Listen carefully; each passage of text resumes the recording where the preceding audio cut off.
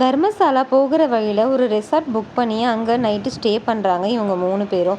அப்போ நைட்டில் அம்மி தண்ணி குடிக்கலான்னு எழுந்துக்கும் போது அங்கே ஹீரோயினி தனியாக அழுதுகிட்டு இருக்கிறத பார்க்குறாங்க. ஏன் தூங்காமல் அழுதுட்டு இருக்க அப்படின்னு அவங்க கேட்க, ஒன்றை மாதிரி என்னால் நிம்மதியாக தூங்க முடியாது, நான் அந்த ஃபோட்டோகிராஃபரை தேடி கண்டுபிடிச்சி சீக்கிரமாக ஊருக்கு கூட்டிகிட்டு போகணும், இல்லைனா என்னோட அப்பாவை எதனா பண்ணிடுவாங்க அப்படின்னு சொல்லி ஹீரோயினி அழுகுறாங்க. நம்ம அம்மி நாளைக்கு கண்டிப்பாக அவரை போய் தேடுவோம் அப்படின்னு சொல்லி நம்பிக்கை கொடுக்குறாங்க. இப்போ இவங்க 2 பேரும் ஃப்ரெண்ட் ஆயிடுறாங்க. அடுத்த நாள் அந்த ஊருக்கு போகிற வழியில் ரோடு பிளாக் ஆகிருக்கு. என்னன்னு விசாரிக்கும் போது அங்கே நிலச்சரிவு ஏற்பட்டிருக்கிறதுனால இப்போ 3 நாளைக்கு அந்த வழியாக போக முடியாது அப்படின்னு சொல்கிறாங்க. சரி, அது சரியாகிற வரைக்கும் அங்கேயே தங்கலான்னு பிளான் பண்ணுறாங்க.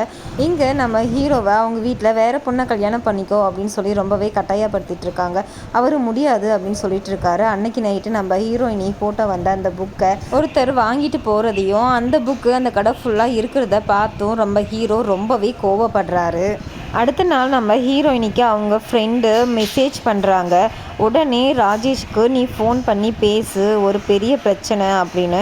நம்ம ஹீரோயினியும் ராஜேஷுக்கு ட்ரை பண்ணுறாங்க. ஆனால் சிக்னல் அங்கே கிடைக்கல. அதனால் ஃபோனை எடுத்துக்கிட்டு சிக்னல் கிடைக்கிற இடமா போய் ஃபோன் பண்ணுறாங்க. ஆனால் நம்ம ஹீரோ ஃபோனை எடுக்காமல் கட் பண்ணி விடுறாரு. திரும்ப நம்ம ஹீரோயினியும் ஃபோன் பண்ணிக்கிட்டே இருக்காங்க. இப்போ நம்ம ஹீரோவோட அப்பா அந்த ஃபோனை பிடுங்கி அட்டன் பண்ணுறாரு.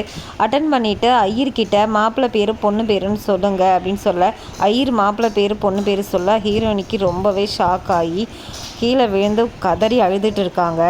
அந்த இடத்துல இருக்கிற ஒரு 4 ரவுடிங்க நம்ம ஹீரோயினியை வாயை பொத்தி ஒரு வண்டியில் கடத்திட்டு போகிறாங்க. அதை பார்த்த அம்மியும் அத்தையும் ஓடி வந்து அவங்கள காப்பாற்றுறதுக்கு முயற்சி பண்ணுறாங்க. அங்கே வந்த ஒரு சில பேரை ஹெல்ப்புக்கு கூப்பிட்றாங்க.